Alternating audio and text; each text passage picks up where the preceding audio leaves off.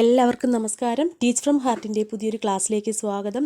Nios +2 business studies എന്ന സബ്ജക്റ്റിലെ part 3 വീഡിയോയാണിത്. കഴിഞ്ഞ 2 വീഡിയോകളിലൂടെ 19 questions നമ്മൾ ഡിസ്കസ് ചെയ്തിരുന്നു. പാർട്ട് 3 വീഡിയോയിൽ ലാസ്റ്റ് 4 ക്വസ്റ്റ്യൻസ് കൂടിയുണ്ട്. അപ്പോൾ ആദ്യത്തെ 2 വീഡിയോ കണ്ടതിന് ശേഷം മാത്രം മൂന്നാമത്തെ വീഡിയോയിലേക്ക് വരിക, എങ്കിൽ മാത്രമേ ചാപ്റ്ററിൻ്റെ കണ്ടിന്യൂഷൻ നിങ്ങൾക്ക് ലഭിക്കുകയുള്ളൂ. 20ാമത്തെ question, explain the role of profit in business. ബിസിനസ്സിൽ ലാഭത്തിനുള്ള പങ്ക് വിശദീകരിക്കുക. നമുക്കറിയാം, ഏതൊരു സംരംഭം വ്യാപാര സംരംഭത്തെയും പ്രചോദിപ്പിക്കുന്ന ഒരു ശക്തി എന്ന് പറയുന്നത് ലാഭം തന്നെയാണ്. വ്യാപാരത്തിൻ്റെ ജീവരക്തം എന്ന് വേണമെങ്കിൽ നമുക്ക് ലാഭത്തെ നിർവചിക്കാനായിട്ട് കഴിയും. അപ്പോൾ ലാഭം വ്യാപാരിയെ സംബന്ധിച്ചിടത്തോളം ഒരു സാമ്പത്തിക ശക്തിയും നിലയും വിലയും ഒക്കെ നൽകുന്നതാണ്. ഈ ലാഭത്തിൻ്റെ അളവ് വർദ്ധിക്കുമ്പോൾ ആ വ്യാപാര സ്ഥാപനത്തിൻ്റെ സൽപ്പേര് ഉയരുന്നു. അതുപോലെ തന്നെ ജീവനക്കാർക്ക് കൂടുതൽ നല്ല ജോലി സൗകര്യങ്ങളും ആനുകൂല്യങ്ങളും ഒക്കെ ഏർപ്പെടുത്താൻ ഇതുവഴി സാധിക്കുന്നു. അതുപോലെ ബിസിനസ്സിൽ ലാഭത്തിനുള്ള പങ്ക് വളരെ കൂടുതലാണ്. ഏതൊരു സംരംഭം തുടങ്ങുന്ന വ്യക്തിയും ലാഭം, പ്രോഫിറ്റ് കിട്ടണമെന്നുള്ള ഒരു ലക്ഷ്യത്തിൽ തന്നെയാണ് ബിസിനസ് ആരംഭിക്കുന്നത്. ഇത്തരത്തിലുള്ള ലക്ഷ്യങ്ങളിലേക്ക് എത്തുമ്പോൾ, അല്ലെങ്കിൽ പ്രോഫിറ്റ് എന്നൊരു ലക്ഷ്യത്തിന് വേണ്ടി ബിസിനസ്സിൽ ലാഭത്തിനുള്ള പങ്കിനെ നമുക്ക് പ്രധാനപ്പെട്ട ഒരു 5 പോയിൻറ്റ്സ്, അത് ഏതൊക്കെയാണെന്ന് നമുക്ക് നോക്കാം. ബിസിനസ്സുകാർക്ക് ഉപജീവന മാർഗം ലാഭം നേടുന്നത്, അല്ലെങ്കിൽ അവർ ബിസിനസ് വീണ്ടും വീണ്ടും ചെയ്യാൻ പ്രചോദിപ്പിക്കുന്നത് ലാഭമാണെന്ന് പറഞ്ഞു. അപ്പോൾ ബിസിനസ്സുകാർക്കുള്ളൊരു ഉപജീവന മാർഗമാണ്. അതുപോലെ 2ാമത്തെ പോയിൻ്റ് എന്താണ്? ബിസിനസ്സിൻ്റെ വളർച്ചയ്ക്കും വികസനത്തിനും വേണ്ട പണത്തിനുള്ള ഉറവിടമാണ് ലാഭം. വീണ്ടും വീണ്ടും ബിസിനസ് ചെയ്യാനും നിലവിലുള്ള ബിസിനസ്സിനെ കൂടുതൽ ഉന്നതിയിലേക്ക്, വളർച്ചയിലേക്ക് എത്തിക്കാനും വിപുലപ്പെടുത്താനും ഒക്കെ അതിൽ നിന്ന് ലാഭം ലഭിച്ചേ മതിയാവൂ. അതാണ് ബിസിനസ്സിൻ്റെ വളർച്ചയ്ക്കും വികസനത്തിനും വേണ്ട പണത്തിനുള്ള ഉറവിടം എന്നതുകൊണ്ട് ഉദ്ദേശിക്കുന്നത്. 3ാമത്തെ എന്താണ്? ബിസിനസ് വിജയത്തിൻ്റെ സൂചകമാണ്. ബിസിനസ് ഒരു വ്യക്തി ബിസിനസ് ചെയ്തു വിജയിച്ചു എന്നതിൻ്റെ സൂചകമാണ് അതിൽ നിന്ന് ലഭിക്കുന്ന ലാഭം. ലാഭം ലഭിക്കുമ്പോഴാണ് ആ ബിസിനസ്സിൽ വിജയം കണ്ടെത്തി എന്ന് നമുക്ക് മനസ്സിലാക്കാൻ സാധിക്കുന്നത്. 4ാമത്തേത്, ബിസിനസ്സിൽ നഷ്ടസാധ്യത ഏറ്റെടുക്കുന്നതിനുള്ള പ്രതിഫലമാണ് ലാഭം എന്ന് പറയുന്നത്. അതായത് ബിസിനസ്സിൽ ലാഭവും വരാം, നഷ്ടവും വരാം. നഷ്ടസാധ്യതകളും നമ്മൾ മുന്നിൽ കാണേണ്ടതായിട്ടുണ്ട്. അപ്പോൾ നഷ്ടസാധ്യതകൾ സംഭവിച്ചാൽ പോലും നമുക്ക് കുറച്ചെങ്കിലും ലാഭം അതിൽ നിന്നും ലഭിച്ചിട്ടുണ്ടെങ്കിൽ നമുക്ക് ആ നഷ്ടം നികത്തി പോകുന്നതിന് സാധിക്കുന്നു. 5ാമത്തേത് എന്താണ്? ബിസിനസ്സുകാരന് പദവിയും സാമ്പത്തിക അധികാരവും കൈവരിക്കുന്നതിനുള്ള ഒരു മാർഗമാണ് ലാഭം എന്ന് പറയുന്നത്. ഏതൊരു ബിസിനസ്സുകാരനും അദ്ദേഹം ഒരു നല്ല പദവിയും അതുപോലെ തന്നെ സാമ്പത്തിക അധികാരവും ഒക്കെ കൈവരിക്കുന്നത് ലാഭം നേടുമ്പോഴാണ്. അപ്പോൾ explain the role of profit in business എന്ന് ചോദിച്ചാൽ നമ്മൾ ആദ്യം എന്താണ് ആ പ്രോഫിറ്റിനെ കുറിച്ച് കുറച്ച്, അതായത് ഏതൊരു വ്യാപാര സംരംഭത്തെയും പ്രചോദിപ്പിക്കുന്ന ശക്തിയാണ് ലാഭം. പിന്നെന്താണ്? ലാഭമാണ് ഏതൊരു വ്യാപാരത്തിൻ്റെയും സാമ്പത്തിക ശക്തിയും നിലയും വിലയും ഒക്കെ പ്രദാനം ചെയ്യുന്നത്. ലാഭത്തിൻ്റെ അളവ് വർദ്ധിക്കുമ്പോൾ ആ വ്യാപാര സ്ഥാപനത്തിൻ്റെ സൽപ്പേര് ഉയരുന്നു. അതുപോലെ ജീവനക്കാർക്ക് നല്ല ജോലി സൗകര്യങ്ങളും കൂടുതൽ സാലറിയും ഒക്കെ ആനുകൂല്യങ്ങളും ഒക്കെ നൽകാനായിട്ട് സാധിക്കുന്നു. ഇതെല്ലാം പ്രോഫിറ്റിൽ എഴുതേണ്ട കാര്യങ്ങളാണ്. നെക്സ്റ്റ് 21ാമത്തെ question, what do you mean by business risk? Explain the natural causes of business risk. എന്താണ് ബിസിനസ് നഷ്ടസാധ്യതകളെന്നും ബിസിനസ് നഷ്ടസാധ്യതകൾക്കുള്ള കാരണങ്ങൾ എന്തെല്ലാമാണെന്നുമാണ്. നമ്മൾ നേരത്തെ പറഞ്ഞു, ബിസിനസ്സിൽ ലാഭവും ഉണ്ടാവും നഷ്ടവും ഉണ്ടാവും. രണ്ടും ആര് സഹിച്ചേ പറ്റൂ? ബിസിനസ് നടത്തുന്ന വ്യക്തി സഹിച്ചാലേ പറ്റൂ. ലാഭം ഉണ്ടായാലും നഷ്ടമുണ്ടായാലും അത് നമ്മൾ അതിനെ ഉൾക്കൊള്ളണം. അപ്പോൾ നഷ്ടസാധ്യത ബിസിനസ്സിൽ ഒഴിച്ചുകൂടാനാവാത്ത ഒരു പ്രതിഭാസമാണ്. കച്ചവടം അല്ലെങ്കിൽ വ്യാപാരം ഉള്ളിടത്തോളം കാലം ലാഭം ലഭിക്കുന്നത് പോലെ തന്നെ ബിസിനസ്സിൽ എന്തുണ്ടാകാം? നഷ്ടസാധ്യതകളും നാം പിന്തുടർന്നുകൊണ്ടേയിരിക്കുന്നു. ഉദ്ദേശിച്ച ലാഭം കിട്ടാതിരിക്കൽ, അല്ലെങ്കിൽ ഏതെങ്കിലും തരത്തിലുള്ള അനിശ്ചിതത്വം കൊണ്ട് നഷ്ടമുണ്ടാകുക, ഏതെങ്കിലും അപ്രതീക്ഷിതമായ സംഭവ വികാസങ്ങൾ, ഇതെല്ലാം കൊണ്ട് നഷ്ടങ്ങൾ സംഭവിക്കാറുണ്ട്. നമുക്കറിയാം, നമ്മൾ നല്ല ലാഭം കിട്ടുമെന്നുള്ള പ്രതീക്ഷയിലാണ് പലരും എന്ത് ചെയ്യുന്നത്? പല ബിസിനസ്സുകളും ആരംഭിക്കുന്നത്. എന്നാൽ ബിസിനസ് ആരംഭിച്ചു കഴിയുമ്പോൾ അതിൽ നിന്ന് ഉദ്ദേശിച്ച ലാഭം കിട്ടാതിരിക്കുക, അതുപോലെ തന്നെ ഏതെങ്കിലും കാര്യത്തിലുള്ള അനിശ്ചിതത്വം കൊണ്ട് നഷ്ടമുണ്ടാകുക, അപ്രതീക്ഷിതമായ എന്തെങ്കിലും സംഭവ വികാസങ്ങൾ ജീവിതത്തിൽ ബിസിനസ്സിൽ സംഭവിക്കുക, ഇതെല്ലാം നഷ്ടസാധ്യതയുടെ തോത് വർദ്ധിപ്പിക്കുന്നു, അല്ലെങ്കിൽ നഷ്ടസാധ്യത ഉണ്ടാക്കുന്ന ഘടകങ്ങളാണ്. ഇനി ഈ നഷ്ടസാധ്യതയ്ക്ക് ചില കാരണങ്ങൾ കൂടിയുണ്ട്. എന്തെല്ലാമാണ് നഷ്ടസാധ്യതയ്ക്കുള്ള പ്രധാനപ്പെട്ട കാരണങ്ങളെന്ന് നമുക്ക് നോക്കാം. ഇത് നമ്മൾ കഴിഞ്ഞ വീഡിയോയിൽ പറഞ്ഞതാണ്. എന്താണ് പ്രകൃത്യാ ഉള്ള കാരണങ്ങളുണ്ട്. വെള്ളപ്പൊക്കം, തീപിടുത്തം, ഭൂമികുലുക്കം ഇതുപോലെയുള്ള പ്രകൃത്യാലുള്ള കാരണങ്ങൾ കൊണ്ട് ബിസിനസ്സിൽ നഷ്ടം സംഭവിക്കാം. രണ്ടാമത്തെ എന്താണ് മനുഷ്യസഹജമായ കാരണങ്ങൾ, കളവ് പോകാം അല്ലേ, കളവ്, കിട്ടാക്കടം, അതുപോലെ തന്നെ എന്താണ് കരാർ അസാധുവാക്കൽ എന്നീ കാരണങ്ങൾ കൊണ്ടും ബിസിനസ്സിൽ നഷ്ടം സംഭവിക്കാം. മൂന്നാമത്തെ പോയിന്റ് എന്താണ് കിടമത്സരം മുഖേന ഉണ്ടാകുന്ന നഷ്ടങ്ങൾ. നാലാമത്തേത് ദുർഭരണം മൂലമുണ്ടാകുന്ന നഷ്ടം എന്ന് പറഞ്ഞാൽ ദുർഭരണം മുഖേന ഉണ്ടാകുന്നതെന്ന് പറഞ്ഞാൽ മൂലധനം, ഒരു ബിസിനസ് ചെയ്യുന്നതിന് മൂലധനവും മറ്റ് വിഭവങ്ങളും ഒക്കെ വിനിയോഗിക്കുന്നതിൽ തെറ്റായ തീരുമാനമെടുക്കുക, സാങ്കേതിക പരിജ്ഞാനമോ ആ പദ്ധതിയെപ്പറ്റി കൂടുതൽ ഗവേഷണമോ ഒന്നുമില്ലാതെ തന്നെ പെട്ടെന്നൊരു ബിസിനസ്സിലേക്ക് എടുത്തു ചാടുക. ഇതെല്ലാം വരുമാനം കുറയുന്നതിനും ഉൽപ്പാദന ചെലവ് വർദ്ധിക്കുന്നതിനും ഒക്കെ ഇടയാക്കുന്നു. അപ്പോൾ അതിനെയാണ് നമ്മൾ ദുർഭരണം മൂലമുണ്ടാകുന്ന നഷ്ടമുണ്ടാകലെന്ന് ഉദ്ദേശിക്കുന്നത്. വേണ്ട രീതിയിൽ മൂലധനവും വിഭവങ്ങളും ഉപയോഗിക്കാൻ അറിയാതെ വന്നാലും തെറ്റായ തീരുമാനങ്ങളിലൂടെയും വ്യക്തമായ സാങ്കേതിക പരിജ്ഞാനമോ ഗവേഷണമോ ഒന്നുമില്ലാതെ ഒരു ബിസിനസ്സിലേക്ക് എടുത്ത് ചാടുന്നതും ഇതെല്ലാം ഉൽപ്പാദന ചെലവ് വർദ്ധിപ്പിക്കുന്നതിനും നഷ്ടം സംഭവിക്കുന്നതിനും കാരണമായി തീരുന്നു. മനസ്സിലായല്ലോ. അഞ്ചാമത്തേത് എന്താണ് സർക്കാർ നയം. അതായത് സർക്കാർ നിയന്ത്രണങ്ങൾ, ടാക്സ് ഘടനയുടെ മാറ്റം, അതുപോലെ സർക്കാരിൻ്റെ അന്തർദേശീയ ബന്ധങ്ങൾ ഇവയെല്ലാം തന്നെ വ്യാപാരത്തിന് നഷ്ടസാധ്യത വരുത്താവുന്ന ഘടകങ്ങളാണ്. ആറാമത്തെ പോയിന്റ് വ്യാപാരത്തിനകത്തുള്ള ചുറ്റുപാടുകൾ.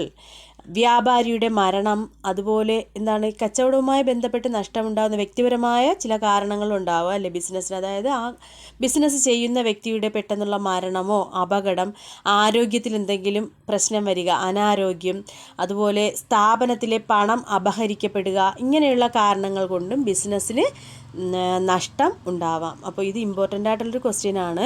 ബിസിനസ് റിസ്ക്, നഷ്ടസാധ്യത എന്താണെന്നും അതിനുള്ള കാരണങ്ങളും. 6 കാരണങ്ങളാണുള്ളത്. ഒന്നുകൂടി ഞാൻ പറഞ്ഞുതരാം. പ്രകൃത്യാ ഉള്ള കാരണങ്ങൾ, 2 മനുഷ്യസഹജമായ കാരണങ്ങൾ, 3 കിടമത്സരം മുഖേന ഉണ്ടാകുന്ന നഷ്ടസാധ്യതകൾ, 4 ദുർഭരണം മുഖേന ഉണ്ടാകുന്ന നഷ്ടം, 5 സർക്കാർ നയം, 6 വ്യാപാരത്തിനകത്തുള്ള ചുറ്റുപാടുകൾ. ക്ലിയർ ആയല്ലോ. നെക്സ്റ്റ് 22ാമത്തെ question, what is meant by human activity, state its classification. ഇത് നമ്മൾ കഴിഞ്ഞ വീഡിയോയിൽ ചെറുതായിട്ട് പഠിച്ചു പോയതാണ്, പക്ഷേ അതിൻ്റെ ക്ലാസിഫിക്കേഷനെ കുറിച്ചൊന്നും നമ്മൾ പറഞ്ഞിരുന്നില്ല. അപ്പോൾ ഇത് ഇമ്പോർട്ടൻ്റ് ആയിട്ടുള്ള മറ്റൊരു ക്വസ്റ്റ്യനാണ്. എന്താണ് മനുഷ്യപ്രവർത്തനങ്ങളെന്നും ഇതിനെ തരംതിരിച്ചിരിക്കുക, അല്ലെങ്കിൽ ക്ലാസിഫിക്കേഷൻ മനുഷ്യപ്രവർത്തനങ്ങളുടെ തരംതിരിവിനെ കുറിച്ച് എഴുതാനാണ്. നമുക്കറിയാം മനുഷ്യൻ തൻ്റെ ആവശ്യങ്ങൾ നേടിയെടുക്കുന്നതിന് അല്ലെങ്കിൽ നമ്മുടെ ആവശ്യങ്ങളെ തൃപ്തിപ്പെടുത്തുന്നതിന് ഏറ്റെടുക്കുന്ന എല്ലാ തരം പ്രവർത്തനങ്ങളെയും മനുഷ്യപ്രവർത്തനങ്ങളെന്ന് നമുക്ക് പറയാം. ഇത് നമുക്കിപ്പോൾ കാണാപ്പാടമായി കഴിഞ്ഞു അല്ലേ. 2 വീഡിയോയിലും നമ്മൾ പറഞ്ഞതാണ്. നമ്മൾ ഏത് തരത്തിലുള്ള ആവശ്യങ്ങൾ നേടിയെടുക്കുന്നതിനോ അല്ലെങ്കിൽ നമ്മുടെ ആവശ്യങ്ങൾ തൃപ്തിപ്പെടുത്തുന്നതിന് വേണ്ടിയൊക്കെ ഏതെങ്കിലുമൊക്കെ പ്രവർത്തനങ്ങളിൽ ഏർപ്പെടാറുണ്ട്. അവയെ മനുഷ്യപ്രവർത്തനങ്ങളെന്ന് പറയാം. അതിൽ തന്നെ സാമ്പത്തികവും ഉണ്ട്, സാമ്പത്തിക ഇതരവും ഉണ്ടെന്ന് നമ്മൾ പറഞ്ഞു. ഈ മനുഷ്യപ്രവർത്തനങ്ങൾക്ക് ഉദാഹരണവും നമ്മൾ കഴിഞ്ഞ വീഡിയോയിൽ മനസ്സിലാക്കിയതാണ്. ഏതെങ്കിലും ജോലികളിൽ ഏർപ്പെടുക, TV കാണുക, പഠിക്കുക, ഇതെല്ലാം ഏതിൽ വരുന്നതാണ്? മനുഷ്യപ്രവർത്തനങ്ങളിൽ വരുന്നതാണ്. ഇനി ക്ലാസിഫിക്കേഷൻ ഓഫ് ഹ്യൂമൻ ആക്ടിവിറ്റി, മനുഷ്യപ്രവർത്തനത്തിൻ്റെ തരംതിരിക്കൽ. ഇത് ഇത് എന്താണ് നന്നായിട്ട് മനസ്സിലാക്കി ഇതുപോലെ വരച്ച് എഴുതാൻ തന്നെ പഠിച്ചാൽ അത്രയും നല്ലതായിരിക്കും. ഹ്യൂമൻ ആക്ടിവിറ്റി അല്ലെങ്കിൽ മനുഷ്യപ്രവർത്തനം, അതിനെ 2ആയി തരംതിരിക്കാൻ ഞാൻ ജസ്റ്റ് ഒന്ന് പറഞ്ഞിട്ട് അത് വിശദമായി പറഞ്ഞുതരാം. അതിനെ 2ആയി തരംതിരിച്ചിരിക്കുന്നു. എക്കണോമിക് ആക്ടിവിറ്റിയും നോൺ എക്കണോമിക് ആക്ടിവിറ്റി, സാമ്പത്തിക പ്രവർത്തനം, സാമ്പത്തികേതര പ്രവർത്തനം. എന്നിട്ട് സാമ്പത്തിക പ്രവർത്തനത്തെ വീണ്ടും 3ആയി തരംതിരിച്ചിരിക്കുന്നു. എക്കണോമിക് ആക്ടിവിറ്റിയെ 3ആയി തരംതിരിക്കാം. Employment, profession, business. Employment means തൊഴിൽ, പ്രൊഫഷൻ വിദഗ്ധ തൊഴിൽ, ബിസിനസ് വ്യാപാരം. മനസ്സിലായല്ലോ. ഇനി ഈ ബിസിനസ്സിനെ വീണ്ടും 2ആയി തരംതിരിച്ചിരിക്കുന്നു. ഇൻഡസ്ട്രി അഥവാ വ്യവസായം, കൊമേഴ്സ് അഥവാ വാണിജ്യം. വീണ്ടും നമുക്ക് ഇൻഡസ്ട്രിയെ 3ആയി തരംതിരിക്കാം. Primary industry, secondary industry, territory industry. പ്രാഥമിക വ്യവസായം, ദ്വിതീയ വ്യവസായം, തൃതീയ വ്യവസായം. വീണ്ടും ടെറിട്ടറി ഇൻഡസ്ട്രി അഥവാ തൃതീയ വ്യവസായത്തെ 2ആയി തരംതിരിച്ചിരിക്കുന്നു. ട്രേഡ് അഥവാ കച്ചവടം, ഓക്സിലറീസ് ടു ട്രേഡ്, കച്ചവടത്തിൻ്റെ അനുബന്ധ സേവനങ്ങൾ. ഒന്നുകൂടി പറഞ്ഞുതരാം. ക്ലാസിഫിക്കേഷൻ ഓഫ് ഹ്യൂമൻ ആക്ടിവിറ്റി, അതിനെ രണ്ടായി തരംതിരിച്ചിരിക്കുന്നു: economic activity, non economic activity. Economic ആക്ടിവിറ്റിയെ മൂന്നായി തരംതിരിക്കാം: എംപ്ലോയ്മെൻറ്റ്, പ്രൊഫഷൻ, ബിസിനസ്. വീണ്ടും ബിസിനസ്സിനെ രണ്ടായി തരംതിരിക്കാം: ഇൻഡസ്ട്രി ആൻഡ് കൊമേഴ്സ്. വീണ്ടും നമുക്ക് എന്ത് ചെയ്യാം? ഇൻഡസ്ട്രിയെ മൂന്നായി തരംതിരിക്കാം: primary industry, secondary industry, territory industry. വീണ്ടും ഈ ടെറിട്ടറി ഇൻഡസ്ട്രിയെ തന്നെ ട്രേഡ് എന്നും ഓക്സിലറീസ് ടു ട്രേഡ് എന്നും തരംതിരിക്കാം. ഇത്രയും മനസ്സിലാക്കിയതിന് ശേഷം എന്താണ് ഇവ ഓരോന്നുമെന്ന് ഞാൻ നിങ്ങൾക്ക് വിശദമായി പറഞ്ഞു തരാം. ഓക്കെ. ക്ലാസിഫിക്കേഷൻ ഓഫ് ഹ്യൂമൻ ആക്ടിവിറ്റിയിൽ സാമ്പത്തിക പ്രവർത്തനം, സാമ്പത്തികേതര പ്രവർത്തനം, economic activity, non economic activity. അപ്പോൾ എന്താണ് എക്കണോമിക് ആക്ടിവിറ്റി എന്ന് നോക്കാം. പണം സമ്പാദിക്കുക എന്ന ലക്ഷ്യത്തോടു കൂടി ഒരു വ്യക്തി ഏർപ്പെടുന്ന ഏതൊരു പ്രവർത്തനത്തെയും, ഇതൊന്നും നമ്മൾ പ്രത്യേകിച്ച് പഠിക്കേണ്ട ആവശ്യമൊന്നുമില്ല, നമ്മൾ എന്താണ് അതിൻ്റെ ഹെഡിങ് കിട്ടുമ്പോൾ അതിൽ നിന്ന് നമുക്ക് എഴുതാൻ പറ്റുന്ന കാര്യങ്ങളാണല്ലേ. പണം സമ്പാദിക്കുന്നതിന് വേണ്ടി നമ്മൾ ഏർപ്പെട്ടിരിക്കുന്ന ഏതൊരു പ്രവർത്തനത്തെയും സാമ്പത്തിക പ്രവർത്തനം എന്ന് നമുക്ക് പറയാനായിട്ട് സാധിക്കും. അപ്പോൾ നമ്മൾ പറഞ്ഞു സാമ്പത്തിക പ്രവർത്തനങ്ങളെ മൂന്നായി തരംതിരിക്കാമെന്ന് പറഞ്ഞു അല്ലേ. അതായത് തൊഴിൽ അഥവാ എംപ്ലോയ്മെൻറ്റ്, പ്രൊഫഷൻ അഥവാ വിദഗ്ധ തൊഴിൽ, ബിസിനസ് അഥവാ വ്യാപാരം. എന്താണ് തൊഴിൽ? ഒരു വ്യക്തിയുടെയോ സ്ഥാപനത്തിൻ്റെയോ കീഴിൽ ശമ്പളാടിസ്ഥാനത്തിലോ അല്ലെങ്കിൽ വേതനാടിസ്ഥാനത്തിലോ ഒക്കെ ഏർപ്പെട്ടിരിക്കുന്ന പ്രവർത്തനത്തെയാണ് എംപ്ലോയ്മെൻറ്റ് അല്ലെങ്കിൽ തൊഴിലെന്ന് പറയുന്നത്. അത് ഏതൊരു തൊഴിലും ആവാം അല്ലേ. ഒരു വ്യക്തിയുടെ കീഴിലാവാം, സ്ഥാപനത്തിൻ്റെ കീഴിലാവാം. നമ്മൾ ശമ്പളത്തിന് വേണ്ടി ചെയ്യുന്നതാണ് ജോലി അല്ലെങ്കിൽ തൊഴിൽ. രണ്ടാമത്തേത് അതിൽ വരുന്നത് പ്രൊഫഷൻ അഥവാ വിദഗ്ധ തൊഴിൽ. അത് നമുക്കറിയാം, ഒരു പ്രത്യേക തൊഴിൽ മേഖലയിൽ വിദഗ്ധ പരിശീലനവും അറിവും പ്രാഗൽഭ്യവുമുള്ള വ്യക്തികൾ ചെയ്യുന്ന പ്രവർത്തനങ്ങളാണ് വിദഗ്ധ തൊഴിൽ. അത് എല്ലാവർക്കും ചെയ്യാൻ കഴിയുന്നതല്ല, അവർക്ക് പ്രത്യേക ട്രെയിനിങ്ങും അല്ലേ അങ്ങനെ ഒരു നിയമ സംഹിതയൊക്കെ ഉണ്ടായിരിക്കും നമ്മൾ പറഞ്ഞു. ഡോക്ടേഴ്സ്, അഡ്വക്കേറ്റ്സ്, അതെല്ലാം ഏതിൽ വരുന്നതാണ്? വിദഗ്ധ തൊഴിലിൽ വരുന്നതാണെന്നും പറഞ്ഞു. മൂന്നാമത്തേത് ബിസിനസ് അഥവാ വ്യാപാരം. ലാഭം നേടുക എന്ന ലക്ഷ്യത്തോടു കൂടി ഒരു വ്യക്തി ഏർപ്പെടുന്ന ഏതൊരു പ്രവർത്തനത്തെയും നമുക്ക് ബിസിനസ് എന്ന് പറയാം. ഈ വ്യാപാരത്തെ തന്നെ നമ്മൾ നേരത്തെ പറഞ്ഞു രണ്ടായി തരംതിരിച്ചിരിക്കുന്നു: ഇൻഡസ്ട്രി എന്നും കൊമേഴ്സ് എന്നും രണ്ടായി തരംതിരിക്കാം. ഇൻഡസ്ട്രി അഥവാ വ്യവസായം എന്ന് പറഞ്ഞാൽ സാധനങ്ങൾ, സേവനങ്ങളല്ലേ. അപ്പോൾ സേവനങ്ങൾ നൽകുകയോ ഉൽപ്പന്നങ്ങളുടെ നിർമ്മാണമോ അല്ലെങ്കിൽ ഇവയെ രൂപാന്തരപ്പെടുത്തി ഉപയോഗയോഗ്യമാക്കുകയോ ചെയ്യുന്ന പ്രവർത്തനങ്ങളെയാണ് നമ്മൾ വ്യവസായം എന്നതുകൊണ്ട് ഉദ്ദേശിക്കുന്നത്. സാധനങ്ങളും സേവനങ്ങളും അതേപടി തന്നെയോ അല്ലെങ്കിൽ അതിനെ രൂപമാറ്റം വരുത്തിയോ ഉപഭോക്താക്കൾക്ക് ഉപയോഗയോഗ്യമാക്കുന്ന പ്രവർത്തനമാണ് ഇൻഡസ്ട്രി. ഇൻഡസ്ട്രിയെ മൂന്നായി തരംതിരിക്കാമെന്ന് പറഞ്ഞു: primary industry, secondary industry, territory industry.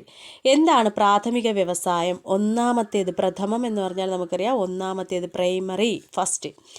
പ്രകൃതി വിഭവങ്ങൾ ഉൽപ്പാദിപ്പിക്കുക, അവയിൽ രൂപമാറ്റം വരുത്തുക, അവയെ പരിപോഷിപ്പിക്കുക, ഇങ്ങനെയുള്ള പ്രവർത്തനങ്ങൾ ഉൾക്കൊള്ളുന്നതാണ് പ്രാഥമിക വ്യവസായം. അതായത് പ്രകൃതി വിഭവങ്ങളെ ഉൽപ്പാദിപ്പിക്കുന്നതുമായി ബന്ധപ്പെട്ട് അവയെ രൂപമാറ്റം സംഭവിപ്പിക്കുന്നതുമായി ബന്ധപ്പെട്ടതാണ് പ്രൈമറി അല്ലെങ്കിൽ പ്രാഥമികം എന്ന് പറയുന്നത്. സെക്കൻഡറിയിൽ എന്ത് വരും? നമ്മൾ നേരത്തെ പറഞ്ഞ പ്രാഥമിക വ്യവസായത്തിലൂടെ ഉൽപ്പാദിപ്പിക്കപ്പെട്ട ഉൽപ്പന്നങ്ങൾ ഉപയോഗിച്ച് നമുക്ക് ഉപഭോക്താക്കൾക്ക്, മനുഷ്യന് ഉപയോഗപ്രദമായ മറ്റു ഉൽപ്പന്നങ്ങൾ ഉപയോഗിക്കുന്നതുമായി ബന്ധപ്പെട്ട പ്രവർത്തനങ്ങൾ. അതായത് ഇത്രയും മനസ്സിലാക്കിയാൽ മതി. പ്രകൃതി വിഭവങ്ങൾ പ്രാഥമിക മേഖലയിലാണ് വരുന്നതെങ്കിൽ ആ പ്രാഥമിക മേഖലയിലെ വിഭവങ്ങളെ ഉപയോഗപ്രദമാക്കുന്ന, നമുക്ക് മനുഷ്യന് ഉപയോഗപ്രദമാക്കുന്ന രീതിയിലുള്ള പ്രവർത്തനങ്ങളാണ് ദ്വിതീയ മേഖലയിൽ ബന്ധപ്പെട്ടിരിക്കുന്നത് അല്ലെങ്കിൽ ദ്വിതീയ മേഖലയിൽ ചെയ്യുന്നത്. അപ്പോൾ ഈ ദ്വിതീയ മേഖലയും പ്രാഥമിക മേഖലയും ഇവ രണ്ടും കൂടി ഉൾപ്പെടുന്നതാണ് മൂന്നാമത്തേത് ടെറിട്ടറി എന്ന് പറയുന്നത്. ആദ്യം പറഞ്ഞ രണ്ട് വ്യവസായത്തിനും താങ്ങായി പ്രവർത്തിക്കുന്നവയാണ് ടെറിട്ടറി ഇൻഡസ്ട്രി അഥവാ തൃതീയ വ്യവസായം. ഇതിൽ ഉപഭോക്താക്കൾക്ക് പല തരത്തിലുള്ള സേവനങ്ങൾ നൽകുന്നത് വ്യവസായങ്ങളാണ് തൃതീയ വ്യവസായങ്ങൾ.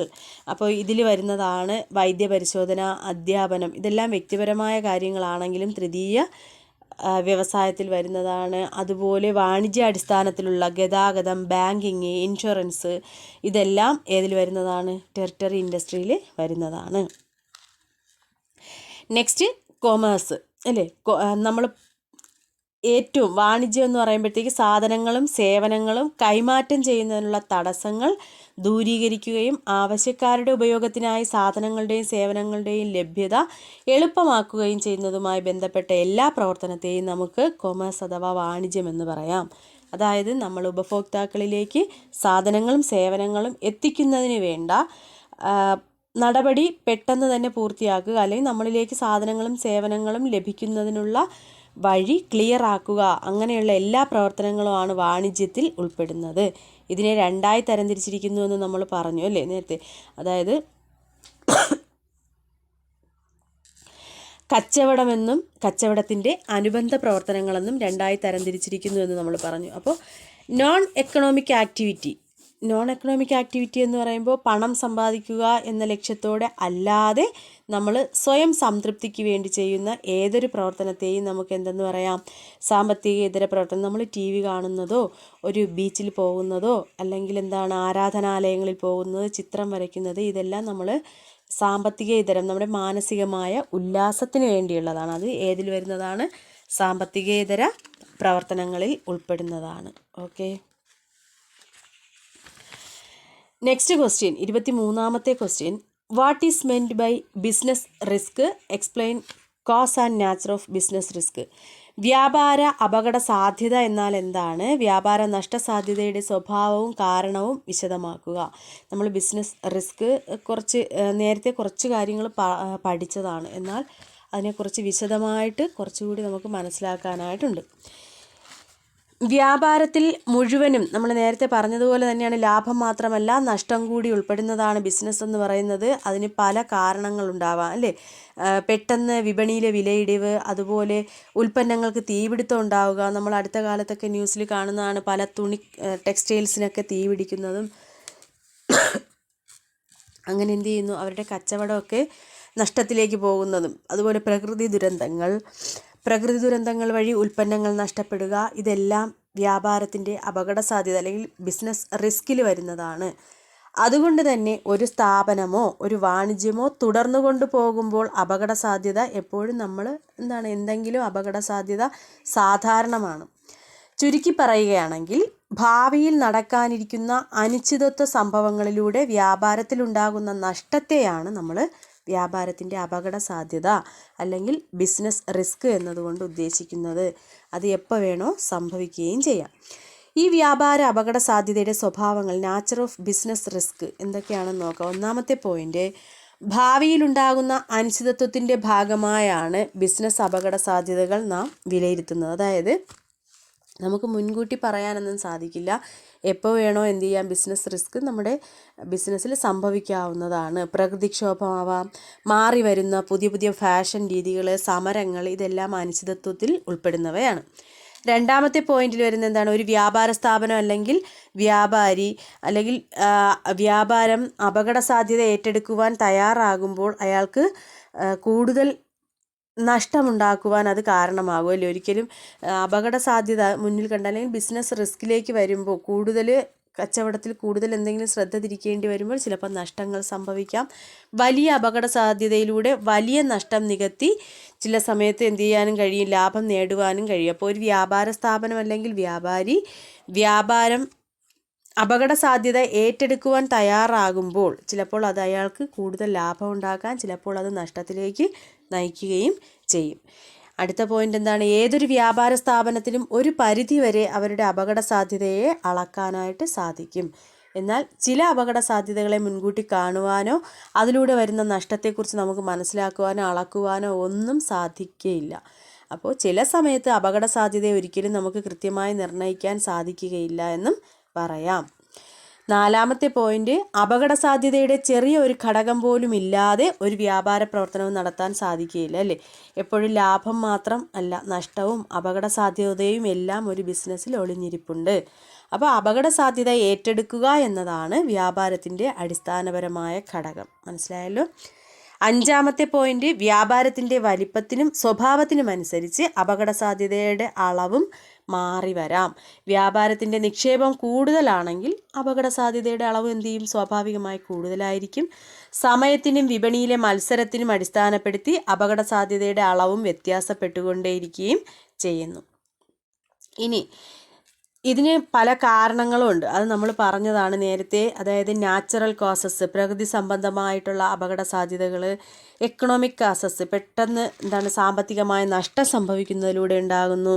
മൂന്നാമത്തത് പൊളിറ്റിക്കൽ കോസസിൽ, അതായത് മാറി മാറി വരുന്ന ഗവൺമെൻറ് പോളിസികളും നിയമങ്ങളും ഒക്കെ, ഉയർന്ന നികുതികളും ഒക്കെ എന്ത് ചെയ്യുന്നു, രാഷ്ട്രീയ ഭരണ സംവിധാനങ്ങൾ ഇതെല്ലാം ബിസിനസ് റിസ്കിന് കാരണമാകുന്നു.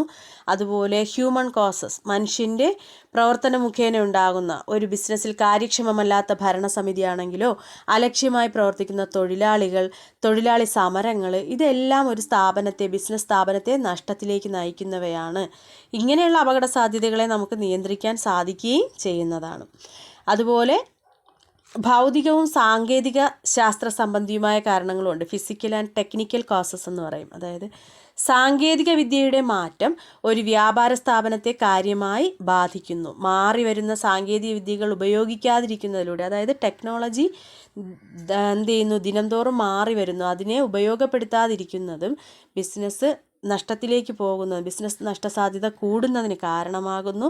അതുപോലെ തന്നെ വാതക രൂപത്തിലുള്ള പദാർത്ഥങ്ങൾ കൈമാറ്റം ചെയ്യപ്പെടുമ്പോൾ ഉണ്ടാകുന്ന ചോർച്ച, ഇതെല്ലാം ഭൗതിക കാരണങ്ങളിൽ ഉൾപ്പെടുന്നവയാണ്.